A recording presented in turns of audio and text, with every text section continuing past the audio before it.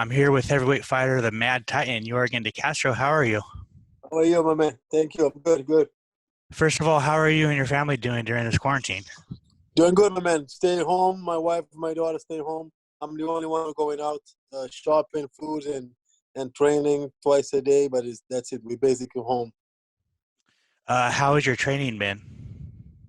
Yeah, training now is more like one-on-one. We used to do a lot of group session training, like jiu-jitsu, kickbox, a lot of sparring with different guys. Now it's on one-on-one, man. I'm doing my condition in the morning with my coach, and then I will go back right now, 3:30, going to go back again, do MMA drills, pad work, and lift a little bit.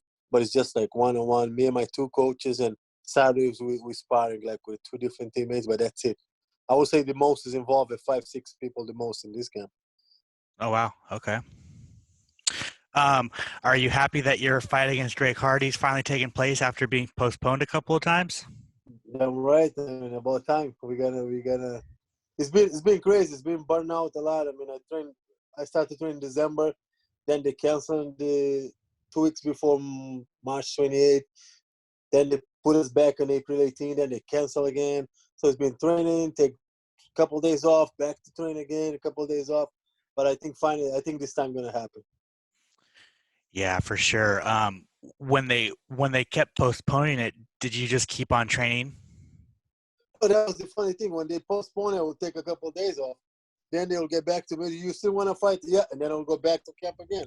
So it's like a couple of days off, back to train again. A couple of days off, back to train again. And I know I'm gonna push a lot hard in the last couple of weeks, but this time I can't really push. I'm just in recovery mode. I want to rest. I can't wait for the time to come and do it, man. Next Saturday is the day. Yeah. um, you said in previous interviews that you asked for Greg Hardy. Why is that? I asked for Gregari because the simple fact that outside the rankings, he's the biggest name. You know what I'm saying? If you look to the top 15 and even top 15 guys, I believe Gregard is the biggest draw than most of them. I mean, he got a name behind him. He have a lot of people who hate him, a lot of people like him. People gonna tune in to watch. Every time he step in the cage, he brought attention. He brought numbers. People gonna watch. And if you this is a heavyweight division, man. All the fights is tough. I mean, one punch can change everything. But I like to take a risk against a guy with a name because a win. This is a win-win for me, man. Yeah, I'm sure a win against him will just shoot you up the rankings, but it'll also shoot you into people's homes, and people will know your name even more. Yes, that was the goal. Let's uh, hope I get it done on Saturday. that's right. That's right. Did you happen to watch Greg Hardy's fight against Alexander Volkov? Yeah, I watch a couple fights. I was in Boston too for the Sosoli fight. I was front row. I watched the Volkov fight. Yeah, I watched. I'm a fan too. I mean, I'm not just a fighter. I watch all the UFC fights, all the events. I'm normal watch. How has the communication been with the UFC during this quarantine time? They keep us good. I mean, they send us email almost every week about how the fight's gonna be, all the safety that we have to be taking care and check us. They're gonna be test us before we fly to Florida. They be in touch with me all the time. So and my manager call me to almost every day. When are you leaving to Florida? May 6th. Okay. We normally you go fight week like a couple of days early, but I guess this time they want us like the last minute possible. Oh, I guess that makes sense a little bit.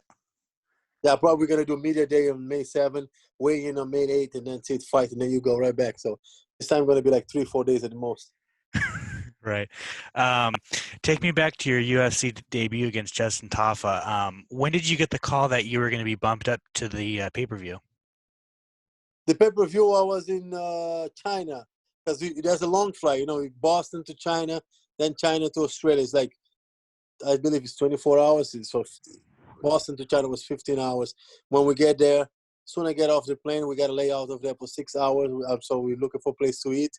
And I opened my phone, and it was a bunch of tag and people tagging me. Said, "Dude, you're gonna do your UFC debut in the main card against the homeboy guy." I couldn't believe. I said, "Wow, this is meant to happen. Let's do it."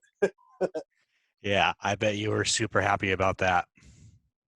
Absolutely, man. So you went into enemy territory and you flatlined him. Were you nervous at all going into Australia? Yeah, I was a little nervous. I mean, every time you step in the cage and you got another man over there ready to take your head off, I mean, you got to be a little nervous. But I'm telling you, what's less stressful than the contender series? Contender series was way more stressful for me than the Australia one. Why is I that? I think it was the pressure on make the next step because contender series. I mean, I'm 32. Was to me it was my last call, man. I say if I don't make it to the right now, I'm probably not gonna make it. If I can't beat a guy, and I was fighting a guy that was one dimension fighter. He was a wrestler. That's it. I say if I can't beat a wrestler, that means I'm not ready to fight UFC. So I gotta go back and do different things in life. And there was a lot of pressure. Not just like that. The place was I mean, it's 40 people the most, and then you got Dana White and Mick Mann watching you fight. So that was intense. Australia I kinda enjoy. Of course, was like a stadium, but I focus on one guy. I say I'm gonna fight Justin Tafa. Him is the guy I'm gonna focus on. Forget about everything around. Yeah, you're going from the largest UFC audience of all time to this next fight with Greg Hardy with no audience in the Yeah, arena. crazy. Will that have any effect on you? I don't think. I think I'm gonna do the same thing. I'm gonna try to focus on Gregor. That's it. I'm fighting one man, no matter where. That's him. I'm fighting him. I'm gonna try to focus on him, and I want to make this as. I mean, I don't get paid by the hour. I want to swing to the fence and make this as quick as possible. I'm gonna make him fight my fight. So we gotta exchange. One of us going down. What did you do with your performance of the night check after you knocked out Justin Tafa? Do nothing. Do I literally do nothing. I pay the bills. I pay my manager, my coach. I'm a simple guy, man. I stay home. That's what I do. My life is simple. Home and gym. That's it. And I eat a lot. So I eat a lot. Uh, so you do work security at Durfee High School. Do most of the kids know that you're a pro fighter? Yeah, I mean the kids know me. They love me. They relate to me. They always looking for motivation. And I'm happy to play a good part in most of these kids' life. I mean, if I don't know if you know, but this part of the USA is really tough. I mean, a lot of immigration kids over here like Portuguese, Spanish, Cape Verdean. So this part is kind of I would say I don't know if I can say poor part of the United States, but it's tough. So and they see me in TV, then they see me working. They give them like their motivation, their hope. They say, "Wow, we can do it too." So um, I have a good relationship with the kids. That's awesome to hear. I saw the video of you returning to the pep rally. Um, how was that? How did that feel, and just kind of the emotions behind that?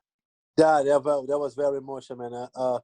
Because when you feel that you're doing something good and people actually like recognize and so that I want to walk there. I thought it would be like a normal day. There was like they went nuts, and then that gave me right in my heart. I felt like I was doing something good. That's awesome. That's awesome. How long did you live in Cape Verde slash and then you moved to Portugal? How long I did you lived. live over there? I born in Cape Verde. I lived till like I was 18. Then I moved to Portugal, but I wasn't even thinking in MMA or any combat sport. I just moved to look for a better life. Cape Verde is a really poor country. Like we don't really have much of opportunity. So Portugal is you got more chance to work and get your life straight. So that's what the thing. I moved to get a better life. But then after I was there, I looked for a couple of gyms. I was to get in shape and do something. I fall in love with kickbox. How did you get into mixed martial arts? Yeah, first of all, I was doing kickbox. My goal was fighting K1 or be a good kickboxer. Then my uncle lived here in America. He lived in Brockton. He saw me do he saw me doing pad work and training and talk about kickboxing. He said you forget about kickboxing. You're not making any money with kickbox. You gotta come to America and get to MMA. The sport is growing fast. You're gonna be professional. You're gonna be making money. That's it. Then, like I'm talking about 2 months. He convinced me to move from Portugal to America. Then I start to watch. I start to watch MMAs, and by the time I was watching, I believe it was Cain Velasquez was the champion, or Brock Lesnar, someone. Then I said, wow, I think I can do this. Then I said, yeah, I think I can do this. I fall in love, and I start to fall, and I moved to US, and the rest is history. So you started training in Portugal. Is there much of a mixed martial arts scene down there? No, by the time I started was only boxing and kickboxing. Right now they start to grow a little bit. They start to MMA. There's a couple of MMA organizations do that, but was most kickboxing. They do more kickboxing over there and box. Right before we get back to talking about Greg Hardy, so when you got the call to go to the Contender Series, how did you get that call, and were you kind of sending tapes to the UFC, or were you just training and then you got the call? No, I was 3-0. I fought in November 3. I was 3-0. Then I had another fight. They offered me it was January. Contender Series was about to start matchup in April, right? So I signed with my former manager, and he told me to 3-0 not gonna get you nowhere. You gotta fight another fight. We took a fight in like a week notice. I was with the flu and everything. I took the fight. He said you gotta fight. He said first of all you gotta move to light heavyweight to heavyweight because at 32 years old you're kind of a normal like you're kind of old light heavyweight. But for heavyweight you're young, you're athletic, you can do good in the heavyweight division. And he said first, and then the second one you gotta have another fight. You gotta be 4-0. So before I send it to UFC, so I was 4-0, 3 finished. I took the fight in a week notice. I dominated the guy 30-26. So he sent it to UFC to my tapes. They matched me up. I was the first guy matched up. And I wasn't supposed to fight that guy. I was supposed to fight Daniel Cormier teammate, James Larson. Oh wow! There was a Penn State wrestling like big name. That was the first guy they offered us. They said, you really want to get contenders? You're gonna go to this guy. So we accept that guy, but the guy something happened with him. They offer us another wrestling, and we keep saying yes. But we are the first one. They matched me up April 1st. And the rest is history. I'm right. That's right. That's right. So back to Greg Hardy. You are the underdog again. Why do you think people keep counting you out? Dude, I got it, man. I'm fighting. I always fight someone that with a name, with a come from a gym somewhere. My last couple of fights, they train with UFC fighters. They come from big name. Greg Hardy is from America Top Team.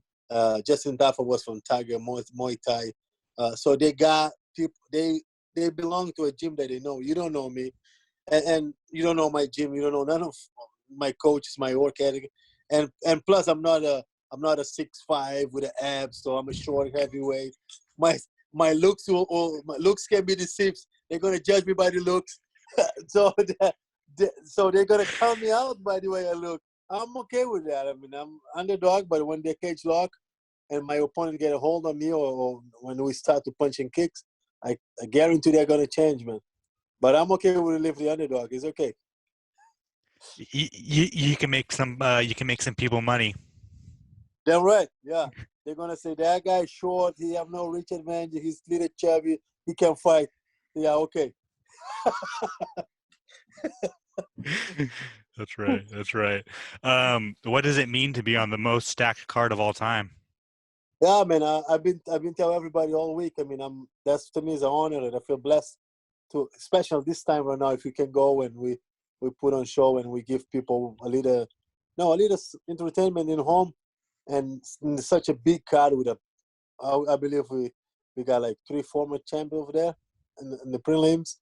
Then we got 2 big names in the main card.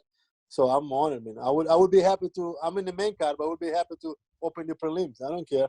There's a big card. And then what should we expect to see from you May 9th? I'm gonna give it all, man. I'm gonna give 100% for the time that the bell ring till we get it done, man. I'm willing to go out trying to take Greg out his head off. So I'm gonna close the distance. I'm gonna throw bombs. That's it. And those monster leg kicks that you throw. Count on that too. I want to keep it secret, but you already said. No, it's okay. That's right. That's right. Well, I'll let you go in a second, but so your nickname is the Mad Titan, and that's Thanos. What about Thanos? Do you like to take his nickname? I like everything about him, though. I love Thanos, man. Thanos is the man with a vision. He had a vision to balance the world. No, I'm telling you, my daughter loves Thanos. We love. Let me see. Let me show you something. Hold on. I gotta show you this. I gotta show you how I like Thanos. Look at that. I got this. I got a cup. I got a bunch of stuff. I mean, I'm a Thanos guy, man. That's right. That's right. Cool. Thank you for your time. Thank you, my man. Appreciate it.